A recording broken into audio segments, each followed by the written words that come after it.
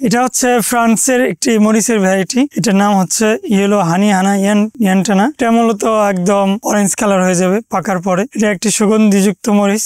এই মরিচটার ফ্লেভারটা হচ্ছে অনেকটা ঘির মতো, মনে হবে যে আপনি ঘি দিয়ে ভাত খাচ্ছেন। এই তো শুনতে হয়েছে, এই ফ্যামিলি থেকে শোনা হয়েছে পাগল হয়ে গেছে, ছাদটারে ড্যামেজ করে ফেলাবে, এগুলো আদৌ ছাদে হবে না, এগুলো এক ধরনের পাগলামি, এগুলো অনেক বলছে। তো এগুলো আমরা কর্ণপাত করে নিয়ে আমাদের মনোবল স্থির করে আমরা আমাদের যে একটা লক্ষ্য ছিল যে এখান থেকে ফল হবে ইনশাল্লাহ। এটা হচ্ছে অস্ট্রেলিয়ার একটি কমলা। এটার নাম হচ্ছে আপনার ডাব্লিউ মরকোটা ফরওয়ার ম্যান্ডারিন। এটা অস্ট্রেলিয়ায় মূলত কমার্শিয়াল ভাবে চাষ হয় কমলাটা, এবং এটা দেখবেন আমাদের বাংলাদেশে ওই ফলটা ইম্পোর্ট করে আসে। আমরা তো একটা সময় ভাবতাম সবেদা শুধু মাটিরই ফল, এখন কিন্তু সবেদার মতো আরো অনেক ফল আছে যেগুলো আমরা চাইলেই ছাদে টবে করতে পারি। আমাদের যাদের অনেকের ইচ্ছা আছে, মনে করেন এই ফলটা আমার ছাদে থাকবে, একটা সময় সম্ভব ছিল না। যেমন আপনি যদি বেল বলেন বা কদ বেল বলেন, এগুলো কিন্তু অনায়াসে আমাদের ছাদে আমরা এগুলো এখন করতে পারতেছি। অনেকেই ছাদ বাগানে সফেদা রাখতে চায়, তাদের জন্য এই ভ্যারাইটিটা খুবই ভালো হবে নিঃসন্দেহে। থাইল্যান্ডের একটি 12 মাসি সফেদা দেখতে পাচ্ছেন। আমার এই গাছটির বয়স অনলি 8 মাস, তার মধ্যে অলরেডি 2 থেকে 3টা ফল সেট হয়ে গেছে এবং আরো ফুল আসতেছে সামনে। তারপরে আমার এখানে আম আছে। এই গাছটায় আমার 4টা জাতের আম করা আছে। এই একটা গাছে 4টা জাতের আম ধরবে। এখানে হচ্ছে চিয়াংমাই, তারপর হচ্ছে আপনার কাটিমন, তারপর ব্যানানা ম্যাঙ্গো, মিয়াজাকি, 4টা ভ্যারাইটি এখানে আমরা গ্রাফট করছি। হ্যাঁ, বাংলাদেশে অনেকেই করতেছে এটা এখন খুব কদর চলতেছে।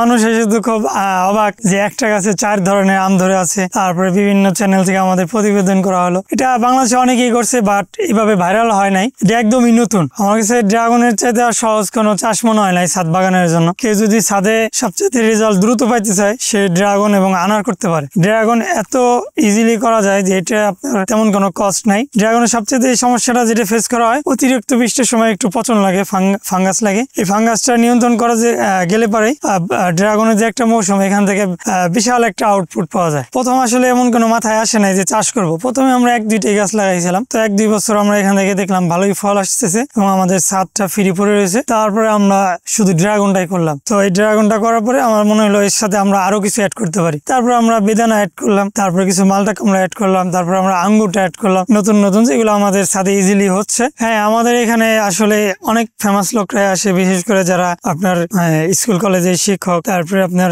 উপজেলার থেকে আসে, স্যাররা আসে, তারপরে জাতীয় নিউজ থেকে আমাদের কাভারেজ করা হয়েছে, অনেক ব্যাংক কর্মকর্তা আসে, তারাও নেয়। এই যে আমি কমলাটা ছিলতেছি, আমার এই গাছটার বয়স অনলি 1.5 বছর। তো 1.5 বছরে একটা গাছ থেকে ফল পাওয়া সম্ভব, সেটা আসলে অনেকে কল্পনাও করতে পারে। এটা হচ্ছে দার্জিলিং কমলা। এটা আমাদের পাশের দেশ ভারত পাকিস্তানে এটা কমার্শিয়াল ভাবে চাষ করা হয়। এটা আমাদের ছাদেও এখন হচ্ছে, মজার বিষয়। মানে বলতে পারেন দার্জিলিং এর কমলা ফরিদপুরে। এটা অনেক মিষ্টি। আমি আমার এই দীর্ঘ 5 বছরের নার্সারি বা বাগান করার অভিজ্ঞতা থেকে যে জিনিসটা আমি বুঝলাম, জিও ব্যাগে গাছ রোপণ করা সবচেয়ে নিরাপদ। কেন নিরাপদ? আমার এই যে ছোট্ট চারাটা আমি যদি একটা মাটির টবে বা একটা প্লাস্টিকের জারে রোপণ করি, সেক্ষেত্রে কি হয়, এখানে যদি আমি একটু পানি বেশি হয়ে যায় বা কম হয়ে যায় বর্ষার সময়, তো নিয়ন্ত্রণ করা সম্ভব না। পানির শীতের সময় নিয়ন্ত্রণ করা সম্ভব। সেক্ষেত্রে কি হয়, আমার এই শিকড়টা ড্যামেজ হয়ে গাছটা মারা যায়। আর এই জিও ব্যাগে একটা সুবিধা কি, এখানে পানি ওভার হিটিং হওয়ার সম্ভাবনা নাই। এখানে আপনি যত পানি দেন, পানি ও ওয়েস্ট করে দিবে, মানে বের করে দিবে, রাখবে না নিজের থেকে। এবং এটা নিরাপদ এবং পরিবেশ বান্ধব, এবং এইখানে গাছ রোপণ করলে গাছটা দ্রুত বৃদ্ধি পায়। বিশেষ করে আমার শ্বশুর বাড়ির আশপাশে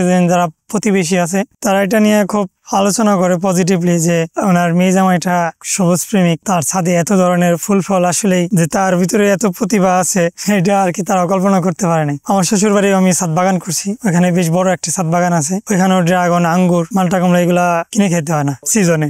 বিশেষ করে আমার ছাদ বাগানে যখন আমরা উঠি, নিজেদের একটা আত্মতৃপ্তি লাগে। আমার ভাইস্তে, ছেলে পেলে বা আমাদের বাসার গৃহিণী লোকরা, এরা যখন এই ছাদ বাগানে আসে, ছাদ বাগানে আসার পরে ফল নিজে হাতে ছিঁড়ে খায় বা দেখে, বা অনেক সময় দেখা যায় কি আমাদের বাসায় মরিচ নাই হঠাৎ করে, তো ওই ছাদে তখন চলে আসে, ছাদে থেকে এসে মরিচ নিয়ে যায়। তো এই যে একটা অন্যরকম একটা অনুভূতি। আমার মোটরসাইকেল পার্টসের এক্সেসরিজের দোকান ছিল, ওই দোকানের পাশাপাশি আমি আমার নার্সারি বাগানটা করতাম। তো আমার কাছে মনে হলো যে আমি দোকানের থেকে নার্সারি সেক্টরে আমি ভালো আছি আলহামদুলিল্লাহ।